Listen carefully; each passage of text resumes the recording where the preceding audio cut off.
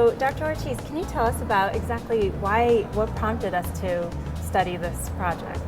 Yeah, so in July of 2018, there was actually a statement that was released by the FDA, and they were concerned because there were a lot of companies that were advertising treatment of vaginal rejuvenation, and they actually didn't have this clearance, and so they wanted to to bring attention to the fact that there is no such clearance. And so we decided to actually look into the adverse events of these devices and what had occurred. And so we used the MAUDE database, which is actually our largest resource for surveying adverse events that have been reported to the FDA. It's very interesting to note that we actually found 58 records in this database, and 25 of these records were actually reported prior to the FDA statement release.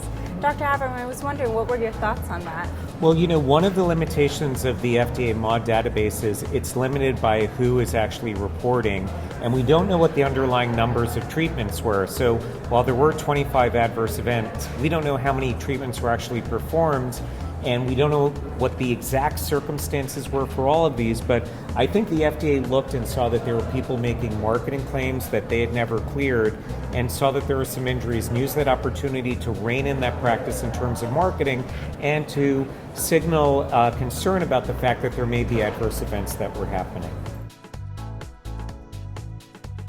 So this study is obviously very controversial, and it produced a lot of great results. Dr. Avram, if you can tell our readers, what is that one take-home message to get from this study? What would that be? I think the take-home message is that we have a resource here which is far from perfect, but the largest repository of adverse events with these procedures. And we need to look and see what adverse events have been reported, what injuries have been reported, to understand how to make these treatments more safe for patients in the future. So I think this is a first call to look and see what's actually happening with these devices from a complication standpoint to make the treatment safer and more effective in the future. I totally agree.